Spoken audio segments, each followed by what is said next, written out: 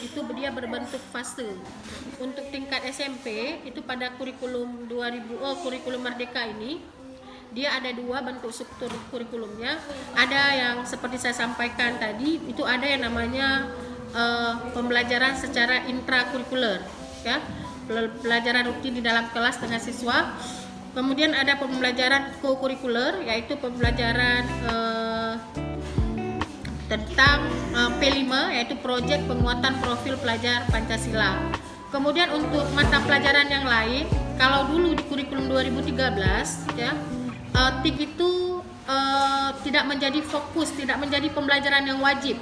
Tetapi untuk di kurikulum di kurikulum Merdeka ini, TIK adalah pembelajaran yang wajib. Kemudian untuk pembelajaran seni, kalau dulu itu langsung ke misalnya seni budaya. Tapi kalau sekarang itu ada seni lukis, seni tari, seni teater. Jadi itu bisa dipilih satu. Misalnya kalau misalnya di kelas 7 gurunya atau siswanya sepakat untuk memilih seni rupa, berarti di dapodiknya tetap dia seni rupa. Tidak boleh memilih yang lain. Kemudian lagi ya, di kurikulum Merdeka ini ya, perbedaannya lagi pada pembuatan modul ajar dan RPP. Kalau dulu di kurikulum 2013 itu namanya adalah RPP, sedangkan di kurikulum Merdeka itu namanya adalah modul ajar yang memuat profil pelajar Pancasila. Ada elemen-elemennya yang harus dicapai di dalam suatu pembelajaran. Jadi kriteria sekolah ini ada dua ya, ada yang sekolah dan ada yang guru ya. Jadi kalau bagian dari sekolah yang boleh menerapkan kurikulum Merdeka, sekolah itu adalah sekolah yang memiliki fasilitas yang cukup, memiliki sumber daya manusia yang mau mengupgrade diri, yang update ya, dengan segala perkembangan seperti di era digital. Karena di kurikulum Merdeka ini dituntut guru-guru itu adalah guru-guru yang kreatif, guru-guru yang inovatif, yang bisa menciptakan pembelajaran dengan menghasilkan karya-karya siswa yang inovatif. Ini salah satunya, misalnya ini di sekolah kami baru-baru ini ada beberapa murid yang memenangkan sebuah karya tulis ilmiah ya, yang hasilnya itu dipublish melalui media sosial dan itu diajarkan oleh guru-guru yang kreatif dan inovatif.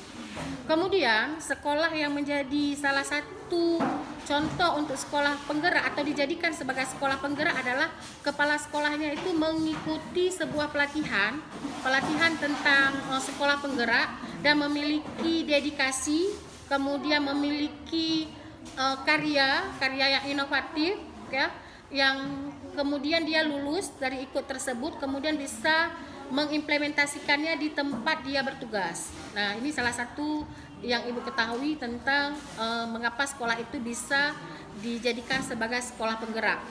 Selanjutnya, untuk guru juga seperti itu. Guru-guru yang ada di sekolah penggerak itu seperti pengalaman saya, pada tahun 2021 saya dipercaya oleh kepala sekolah bersama dengan beberapa guru dari mata pelajaran yang lain untuk mengikuti kegiatan selama 10 hari yang berhubungan dengan kurikulum Merdeka, dan alhamdulillah ke-10 kami ini lulus sebagai komite pembelajaran. Jadi kalau di sekolah penggerak itu namanya adalah komite pembelajaran. Jadi alhamdulillah dari 10 orang itu kami juga dipercaya, dan saya salah satunya, ada 4 orang yang lulus menjadi narasumber berbagi praktik baik dengan berbagai kegiatan-kegiatan yang pernah saya alami dengan siswa selama 1 tahun yang lalu pada tahun 2022. Itu kan berdasarkan pengalaman. Kemudian guru-guru yang menjadi ataupun yang belajar di sekolah penggerak ini adalah guru-guru yang mau berkembang, yang mau mengupdate diri. Jadi di sini memang kami dituntut, baik guru itu mau pensiun 5 hari lagi atau 10 hari lagi, tetap kami harus belajar, harus update. Jadi tidak ada alasan karena kendala dengan umur, kendala dengan kemauan mungkinnya, tapi tetap harus yakin bahwa guru ini harus menjadi pembelajar sepanjang hayat. Nah, itulah tugas-tugas kami sebagai komite pembelajaran yang terpilih di sekolah penggerak ini untuk bisa memotivasi guru-guru yang lain, sehingga sekolah UPTD SMP Negeri 2 Biren ini bisa bertahan dan bisa berlanjut dan bisa mengimbaskan kepada sekolah-sekolah imbas. Nah, tentang kurikulum kurikulum Merdeka. Kalau menurut Ibu, pembelajaran yang inklusif ini bukan hanya pembelajaran tentang siswa yang berkebutuhan khusus, tetapi di dalam kurikulum Merdeka, pembelajaran inklusif ini dia berhubungan dengan semua aspek, baik itu perbedaan dari segi budaya, agama, ya, sehingga di sini berhubungan dia dengan P3 atau profil pelajar Pancasila. Tujuannya supaya pembelajaran itu menyenangkan, para guru melalui proses kegiatan siswa, ya, di dalam pembelajaran yang inklusif, tidak hanya berkebutuhan khusus, itu bisa menciptakan berkebinekaan yang global, kemudian berakhlak antar sesama, berakhlak mulia sesama manusia. Ya, disinilah tumbuh rasa menghargai, ya, menghargai perbedaan dari segi agama.